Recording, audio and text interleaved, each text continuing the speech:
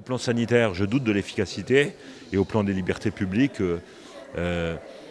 5 millions de Français mis au banc et des tracas au quotidien pour les Français sur leur liberté fondamentale.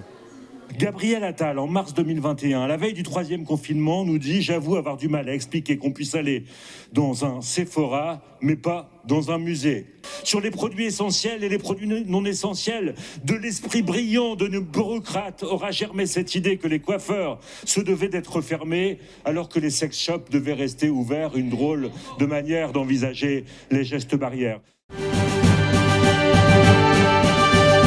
Sébastien Jumel, député communiste. Bon, c'est un débat joué d'avance, où le président de la République a décidé seul dans le secret du Conseil de défense et une majorité qui va être au pas pour mettre en place le pass vaccinal, qui est une obligation vaccinale qui ne porte pas son nom.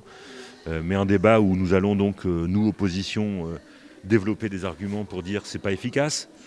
Et surtout, nous allons développer des propositions pour dire voilà ce que nous ferions si nous étions en responsabilité.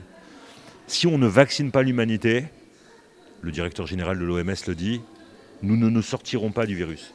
Deuxièmement, si nous ne remboursons pas les tests, si nous ne généralisons pas les tests pour tout le monde, y compris pour les non-vaccinés, nous ne protégerons pas efficacement les gens.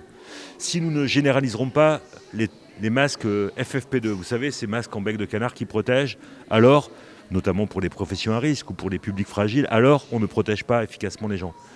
Voilà, on va, et puis confier le contrôle d'identité à des personnes de droit privé. Dans une démocratie, ce n'est pas possible.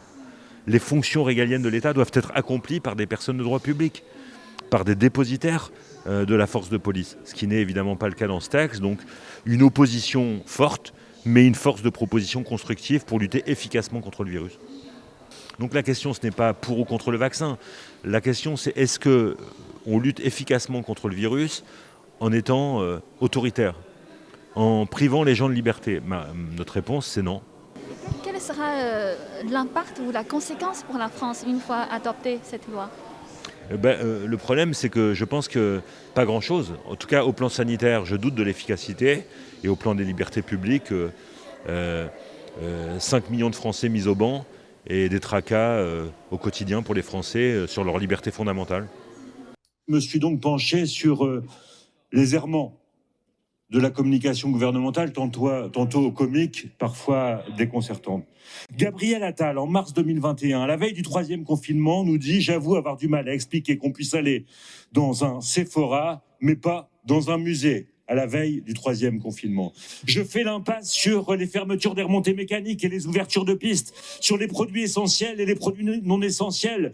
De l'esprit brillant de nos bureaucrates aura germé cette idée que les coiffeurs se devaient d'être fermés, alors que les sex shops devaient rester ouverts, une drôle de manière d'envisager les gestes barrières. Président Macron, qui à propos de l'échec de l'application Covid, nous disait « Je ne dirais pas que c'est un échec, je dirais que ça n'a pas marché ». Encore un beau florilège de langage gouvernemental qui peine à consolider la parole publique, puisque c'est bien de ça dont il s'agit. Noël, où on nous a invités à partager la bûche en deux, papy et mamie dans la cuisine, tandis que les enfants devaient profiter de la bûche de Noël dans les autres pièces. J'aurais pu vous parler de Dedans avec les miens, dehors en citoyen, le slogan réinventé par le gouvernement au moment où il fallait à nouveau respirer le luxe, le calme et la volupté. Mais ça aurait été trop dur pour vous que d'entendre cela. J'en viens maintenant à la dernière trouvaille. Celle qui a juste elle est vraiment courte, Madame la Présidente. L'interdiction du petit café debout, vu que le virus épargne ceux qui déjeunent assis. De ça a germé l'idée de ceux qui conseillent le président de la République. Alors soyez humble, Monsieur le Ministre, quand vous appréhendez les discours de vos oppositions.